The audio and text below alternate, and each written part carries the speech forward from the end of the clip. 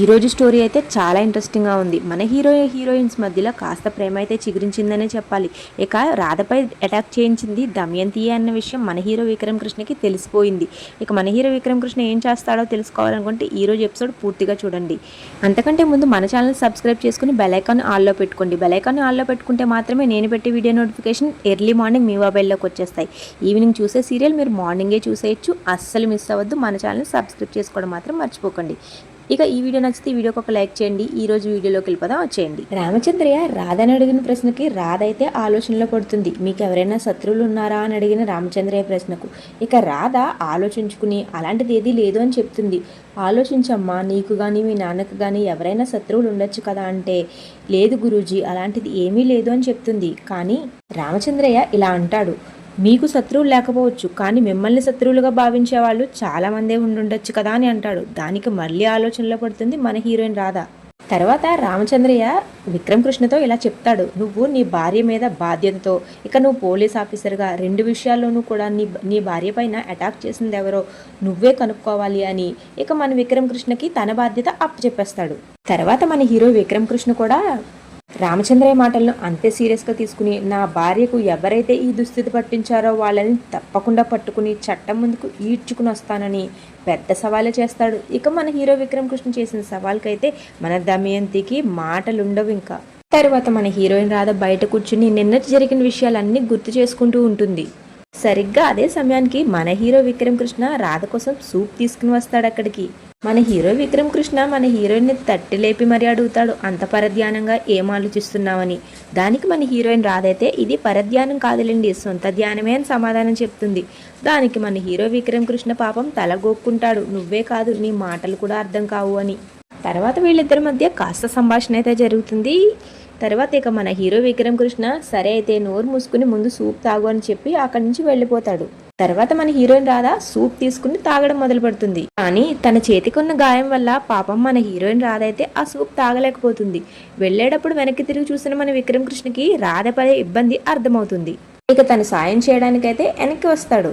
తర్వాత మన హీరో విక్రమ్ కృష్ణ ఇంత ఇబ్బంది పడుతూ నువ్వేం తాగుతావులే కానీ ఆ సూప్ నాకు ఇవ్వి, నేనే నీకు పట్టిస్తాను అంటాడు. ఇక ఆ మాటకి మన హీరోయిన్ రాధకి చాలా సంతోషం కలుగుతుంది. తర్వాత మన హీరో విక్రమ్ కృష్ణ చాలా ప్రేమగా మన హీరోయిన్ రాధకి సూప్ తాగిస్తాడు. అలా సూప్ తాగిస్తుంటే మన హీరోయిన్ మహాలక్ష్మి కళ్ళల్లో అయితే నీళ్లు కూడా వస్తాయి. తర్వాత మన హీరో విక్రమ్ కృష్ణ ఎందుకు ఏడుస్తున్నావు అని అడుగుతాడు. దానికి మన హీరోయిన్ అయితే ఇలా సమాధానం చెప్తుంది, మీరు నాకు ఇంత అభిమానంగా సూప్ పట్టిస్తుంటే నాకు ఆనంద బాష్పాలు వస్తున్నాయి అని చెప్తుంది.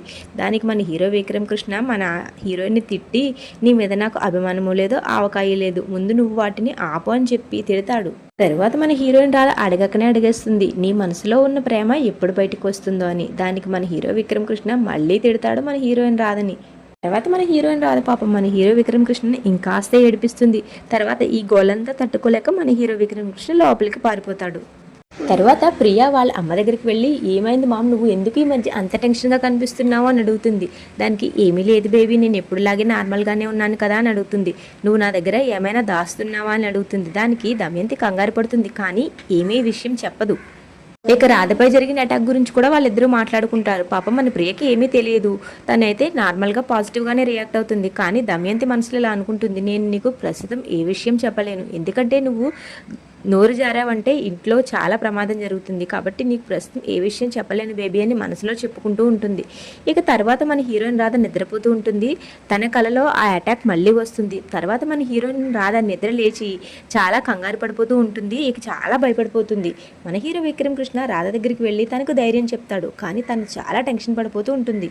తర్వాత మన హీరోయిన్ రాధ భయపడేసరికి మన హీరో విక్రమ్ కృష్ణ తన దగ్గరికి తీసుకుని తన గుండెలకు హత్తుకుని ధైర్యం చెప్తాడు, నీకు నేనున్నాను రాధా, ఇంకొక 100 మంది వచ్చినా సరే ఒంటి చేత్తో నేను కాపాడుకుంటాను, ఎంతమంది వచ్చినా నీ ముందు అడ్డుగోడలా నేను నిలబడతాను, నేనున్నంతకాలం నీకు ఏం భయం లేదు రాధా, నువ్వు ధైర్యంగా ఉండు అని మన హీరో విక్రమ్ కృష్ణ మన హీరోయిన్కి చాలా ధైర్యం చెప్తాడు.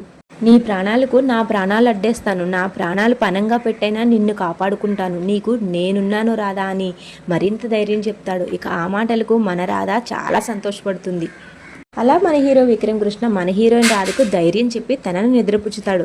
ఇక అలా ఈరోజు ఎపిసోడ్ అయిపోతుంది. రేపటి ఎపిసోడ్ ఇంకా ఇంట్రెస్టింగ్గా ఉండబోతుంది. రేపటి ఎపిసోడ్లో రాధపైన అటాక్ చేసింది దమయంతియే అన్న విషయం మన హీరో విక్రమ్ కృష్ణకి అయితే తెలిసిపోయింది. రేపటి ఎపిసోడ్ ఏం జరిగిందో చెప్పేస్తాను వినండి. రేపటి ఎపిసోడ్లో ఆ రౌడీలను పట్టుకుంటాడు మన హీరో విక్రమ్ కృష్ణ. ఆ రౌడీల్ని చంపేస్తాను అని బెదిరిస్తే నాకు ఆవిడ ఎవరో తెలియదు, కానీ ఆవిడ ఒక రాజకీయ నాయకురాలని, ఆవిడ కూతురిని పెళ్లి చేసుకుండా ఇంకో అమ్మాయిని పెళ్లి చేసుకున్నాడని, ఆ అమ్మాయిని చంపించమని మాకు సుపారీ ఇచ్చింది ఒక రాజకీయ నాయకురాలు అని అసలు విషయాన్ని మొత్తం చెప్పేస్తాడు ఆ రౌడీ. ఇక మన హీరో విక్రమ్ కృష్ణ ఏం చేయబోతున్నాడో తెలుసుకోవాలంటే మనం రేపటి వరకు ఆగవలసిందే. ఇక చూద్దాం రేపటి ఎపిసోడ్లో ఏం జరుగుతుందో. అంతవరకు మన ఛానల్ సబ్స్క్రైబ్ చేసుకోండి. సబ్స్క్రైబ్ చేసుకుంటేనే మాత్రమే రేపటి ఎపిసోడ్ టీవీలో కంటే ముందుగా మీరు చూసేయచ్చు. Thank you so much for watching.